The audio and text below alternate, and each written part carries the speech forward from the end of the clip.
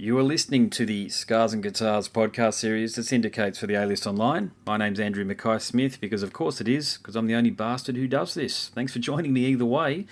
The interview subject I've got coming up for you is Ben Hutcherson from Denver, Colorado's own Khemmis. I love this band. You'll hear that through the conversation. The reason for the chat is to talk up the Doomed Heavy Metal EP, which is released 17th of April 2020. Definitely check it out. Probably my favourite release of the year thus far. Certainly has my favourite song that has been released this year thus far on it. So by extension, yeah. Why don't I just roll it into one and say it's my favourite release of the year thus far overall? There you go. That works. Now, a bit of a heads up, similar to the conversation with Eric Peterson, because both interviews took place one after the other, the audio quality is just shit. Not Ben's, mine. I couldn't do anything about it. Unfortunately, I've just had gremlins through electronic applications for the last week or so. I've tried to tidy it up, but meh, what can I do? Especially toward the end there, you'll hear it sounds like I'm underwater or something. I'd love to know what the hell's going on with it. Anyway, I think I've fixed it in time to do the introductions and the outros and everything else. So either way, as you've come to expect, hopefully, the quality of the conversation that I try to bring to you all is exemplary. So here he is, Ben from Khemmis. Hey, Andy. Mate, no worries. Yeah, mate, you're a popular guy. You should know that. Great band, by the way. Nice to feel appreciated and wanted, I'm sure. Absolutely. I feel like the prettiest princess at the ball.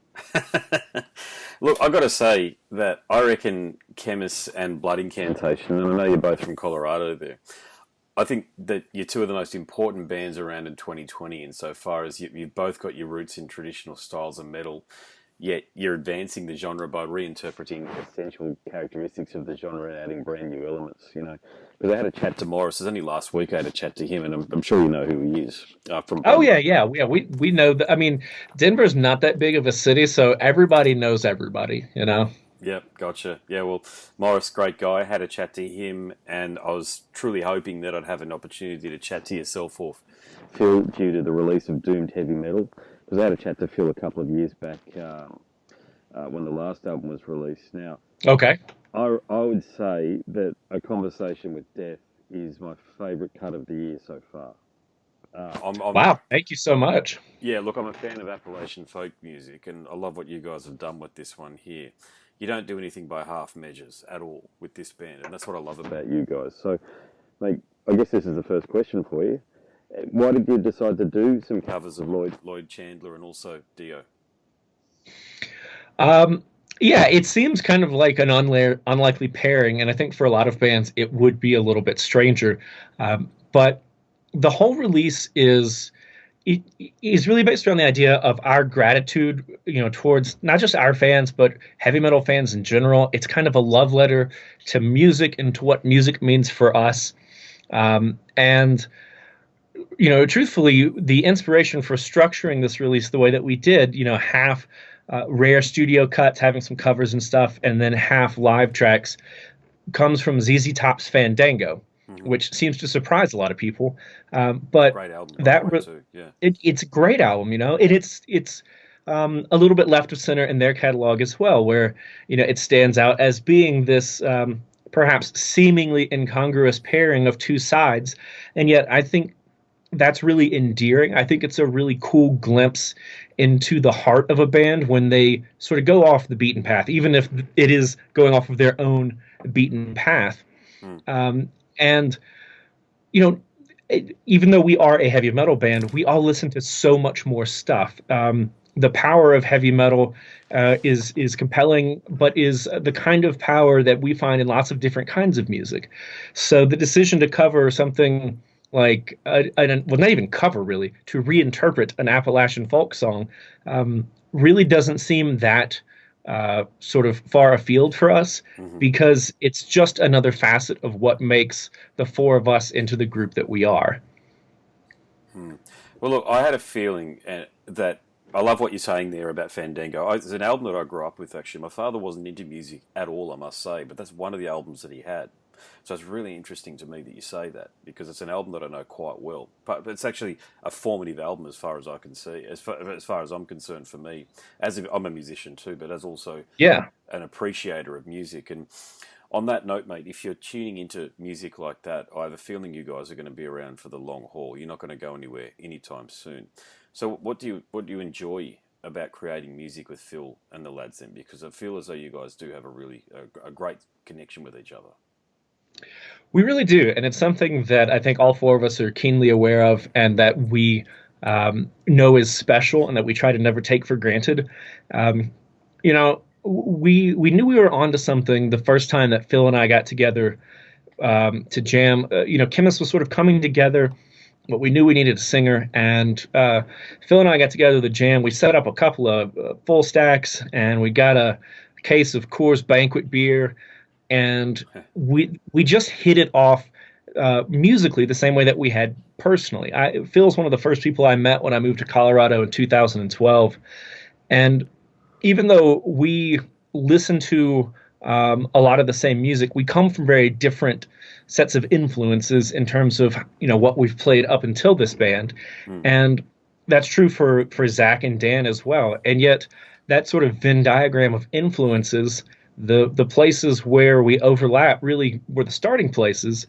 But the longer that we're together, the more comfortable we all are bringing in more seemingly disparate influences, bringing in riffs that sound like they could be on an Autopsy record, or bringing in songs that are structured in ways like maybe something from the Peaceville 3, or Nice. interjecting Iron Maiden style harmonies in the middle of a black metal riff, that because we know that when we put it through the meat grinder, it's going to come out sounding like Khemmis. And we have enough confidence in ourselves as players and in the four of us collectively to know that nobody's going to bring in, ideas that they don't already believe in. Sure. And that if it's something that grabs the rest of us that we find compelling, that we're going to find a way to make it into something that we think is cool, and that, thus far has translated for other people as being compelling and cool as well. Very articulate. Yeah, awesome. And I love something you said earlier there. You're talking about heavy metal as... Actually, I'm going to ask this question now. I'm going to make this point now, actually. I won't go off into another tangent, because you are a very interesting band for another reason. Yourself and Phil are both academics, and I love that about you guys, because I did read your profile on the University of Colorado's website, that you're a Doctor of Philosophy in Sociology. And in 2009, you completed a white paper, what we call a white paper here, of course, because I'm at uni myself, actually, with this thesis: moshing and thrashing and headbanging, gender, genre, and authenticity in the extreme metal subculture. Now, I've been saying for many years, and I've said it at uni, that for heavy metal to legitimize in the eyes of many in the so-called mainstream, we actually need more people like yourself, me, Phil. That needs to happen. There needs to be more dissertations and things like that, because at the moment, and I did a quick search of this last night as I was getting ready for our interview this morning, hip hop and even bloody Beyonce has theses and dissertations and white papers done on them. And I feel like as though heavy metal is being ignored by the academic institutions around the world. But so how do you thread your deep connection with heavy metal into your academic work? I mean, those two institutions, if you will, the music industry and the academy, have been integral to almost every decision that I've made, almost every waking moment of my life, for so long that I can barely remember a time when that wasn't the case. Heavy metal has always spoken to me in a particular kind of way that I think transcends the boundaries of just the sort of tropes of the music. That I've never been real big on moshing. I mean, I've done my fair share of it, but I'm not getting any younger. My partying days are behind me, but the community aspect of heavy metal, and the fact that at 35, I am still dedicated to this world, that I am a professional musician, that music is how I pay most of my bills at this point, is something that I know is not only unique in music, generally speaking, in 2020, but also in heavy metal, but really does come from that sense of community and that sense of community support. Because I think that the way that fans feel about heavy metal is unique in comparison to almost every other kind of music. I'm not saying that obviously Beyonce has her as, I think they put it, the beehive. But because a lot of popular music, although it does serve an important role in our society, a lot of popular music is aimed specifically at younger people. And there tends to be a sort of ephemeral quality to it, that the big hit today is something that will seem old and outdated in a week. I think that heavy metal has, in many ways, and I think this is also true of a lot of hip hop as well, punk, non-mainstream country, that there is an emphasis on authenticity. That for every quote unquote pop metal band that are made up and look cute on the cover of a magazine, there are dozens, if not hundreds, of bands who have been striving to find the notes that sound like the songs that they hear in their heads and their hearts. And I think heavy metal fans have a unique ability to sort of tell when people are faking it, tell when people are phoning it in. And that's something that has always been really powerful to me. That's informed how I create art. It has informed how I think about the world. And so the idea of conducting academic research on heavy metal as an insider, as a person who's been doing this since he was a kid and will do this until my arms and legs literally will not allow me to do it anymore. I think there's so much that is unique and worth knowing about the world of heavy metal. But at the same time, I think there's so much that goes on in our music world that is not dissimilar from so many other parts of human existence. And that by sharing both sides of those stories, we not only make heavy metal seem less like the boogeyman, but I think we also help ourselves and help other people get a little better handle on the world and our place in the world, and the importance of community and the importance of authenticity and the importance of honesty. And I'm not going to go so far as to say that my work single-handedly does any of that, but those are things that I believe are important, and those are things that I try to accomplish when I pick up a guitar or when I'm writing my dissertation, or any of those sorts of things. Why do you think there's... I mean, you really are. I did a search on this. There's yourself and there's a guy from Thailand who did a white paper at the University of Newcastle here in Australia. You're the only two that I can find that are truly deep diving into this aspect of heavy metal. Do you have any thoughts as to why it's been ignored by the academic community?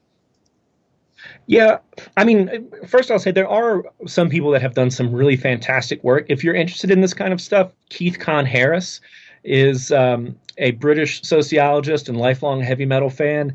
I think he used to write for Metal Maniacs in the 90s, and I do not remember where he did his PhD, but he has a book called Extreme Metal, and it is a very good, very theory-heavy discussion of the extreme metal underground sort of global collection of scenes, and how that has changed as a result of and sort of changed in response to globalization, the sort of shift from production style capitalism to information and service based economies. And there's some people that have done some interesting stuff on race and gender, but at the same time, I think that heavy metal.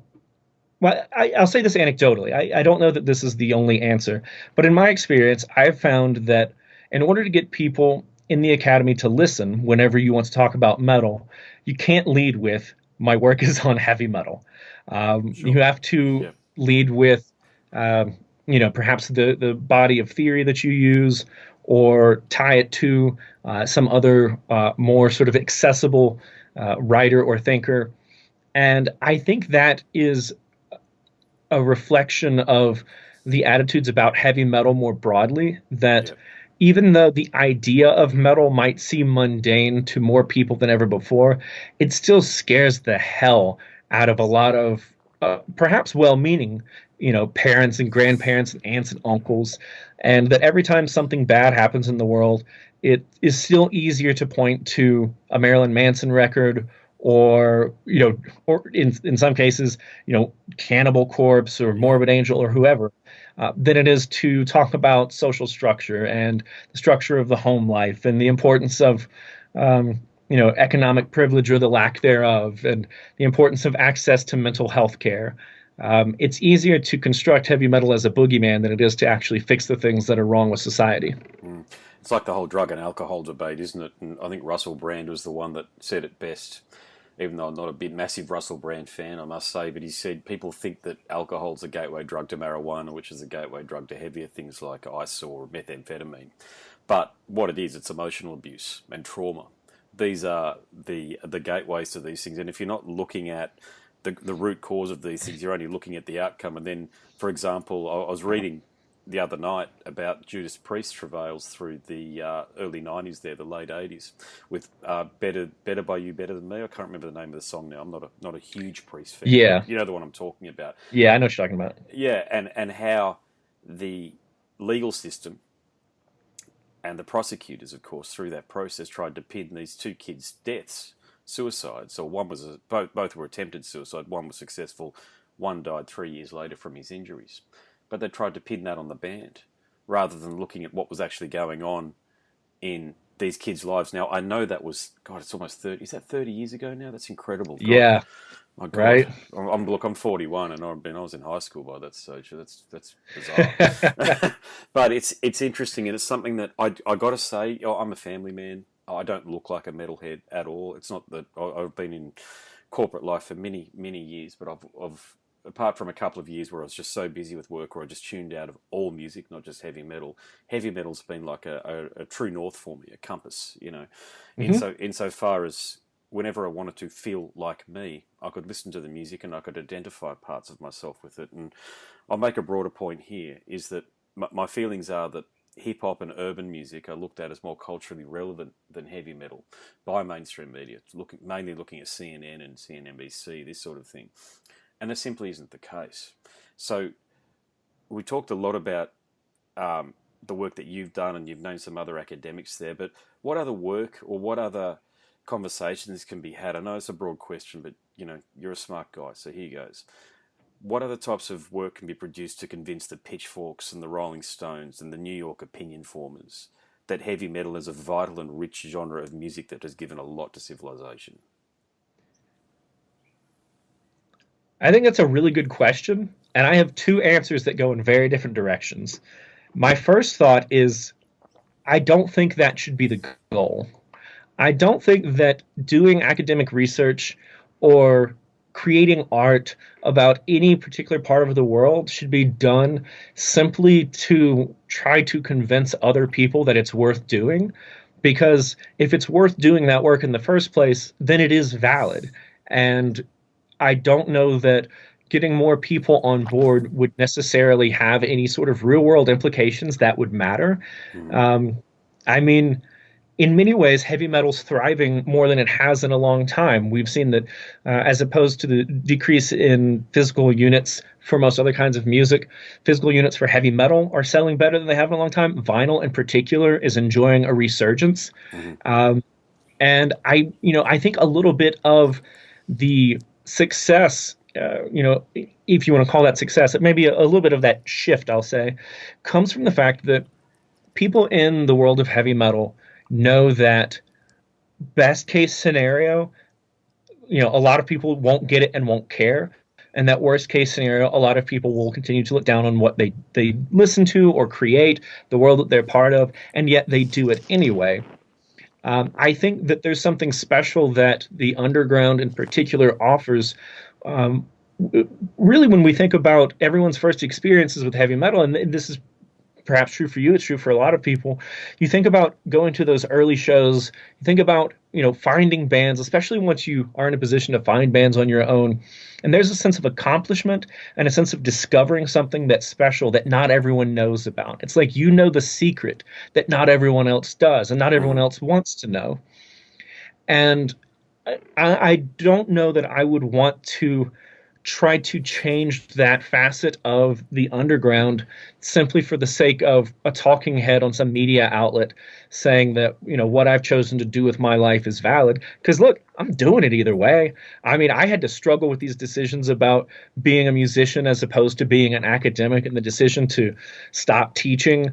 And I don't know that that would have been any easier if people, broadly speaking, liked heavy metal more.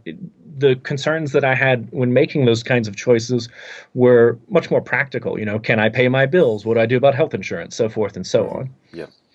At the same time, I do think it's important that people doing any kind of research um, not be beholden to whatever sort of mainstream paradigm exists about quote unquote appropriate places to study. Now, I mean, there's a good way to do science and a bad way to do science. And we should always be doing the most, rigorously scientific research, no matter what we're doing. If we're interviewing people or if we are conducting biochemical research, science is science, and we have to play by the rules to produce knowledge that's worth producing. Mm-hmm. But I think that in the academy there can be, and in I think in some branches of sociology at least, there has been more acceptance because of researchers maybe like myself, but especially researchers who have gotten farther along in their careers and just said, look, I don't care if you think that metal is dumb, this is how it matters, and look at this book that I just wrote. And I think in a lot of important ways that has provided enough validity that it's not like everybody's going to run out and study the importance of whatever second wave black metal and its relationship to the Norwegian economy, and that's fine. But I think at the same time there's a pretty broad sense that good research can get done there and on those topics, and that at least sometimes advisors and department chairs are open-minded enough to be on board with that and let cool research happen instead of trying to just do whatever is the sort of flavor of the month research-wise. Mate, there's so much. I'm going to have to listen back to this and sort of go back over it again. You can definitely tell you're a lecturer by the amount of detail that, Thank you. and how on point you are with what you're saying. Look, I'm going to go there and ask this question because I've been waiting for someone for a couple of years to ask this question of, because it's something that, not being living in the United States as I don't have my finger on the pulse in the environment that way. I can only read what I read through various articles on the web, and I'm planning on releasing this as a podcast too, so if you don't want to answer it, please don't. Okay, so here we go. How much do you think of the driver behind the mainstream media's ignorance of heavy metal is motivated by race? Now, what I'm talking about here is when bands like some of my favourite bands, I came through with Living Colour, 24/7 Spies, Fishbone. They're probably that's my home ground, those bands. And I've spoken to those guys too, by the way. The guys at Living Colour I've spoken to about this sort of thing, but how much do you think the mainstream media's ignorance of heavy metal is driven by race, i.e. heavy metal is white people's music, urban music is black music, and in this political environment we will only be focusing on urban music?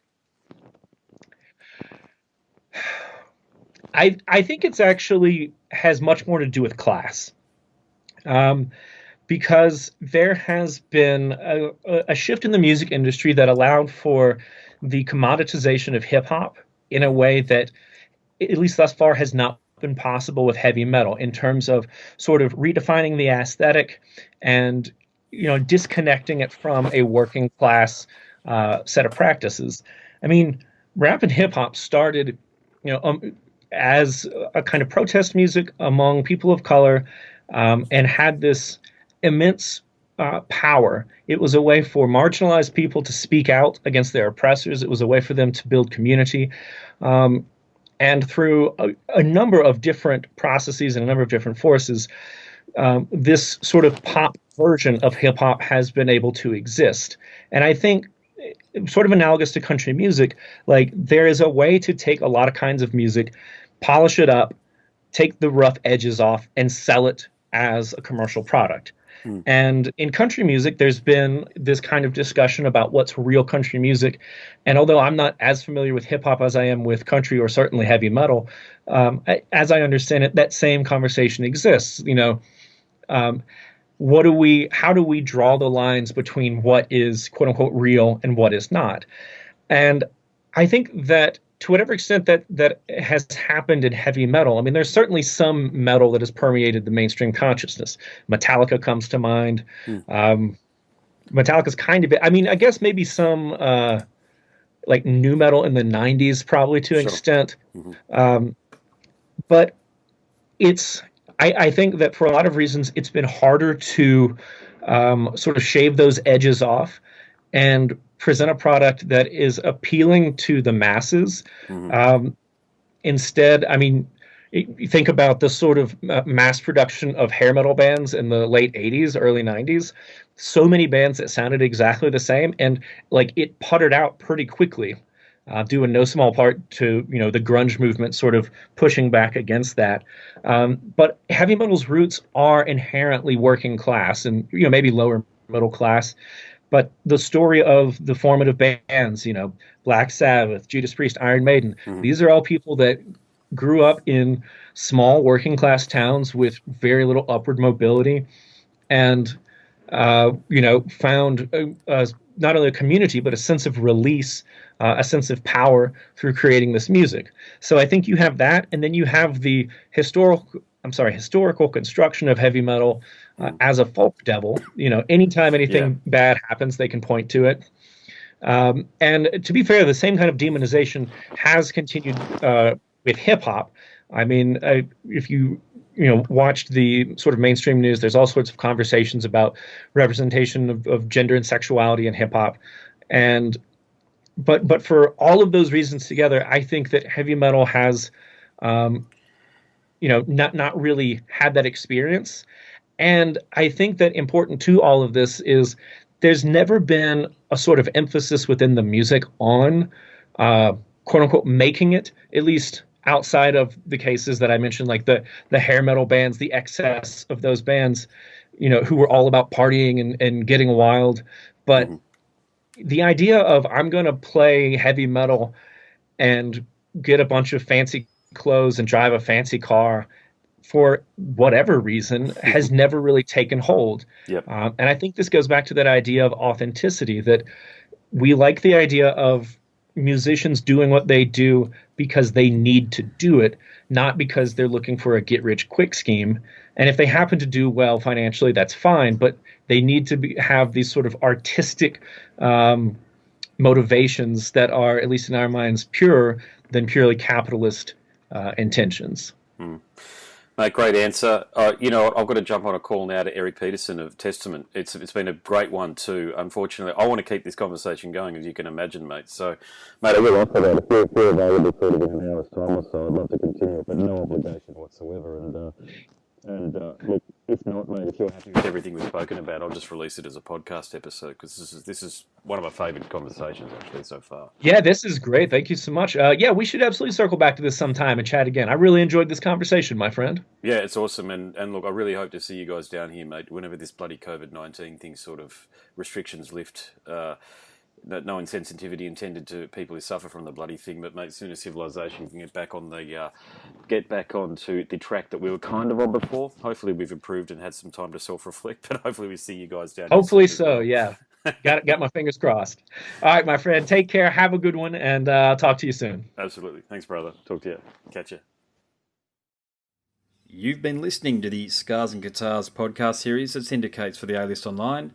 My name's Andrew Mackay-Smith. That interview subject is Ben Hutcherson from Denver, Colorado's own Khemmis. Thanks for listening.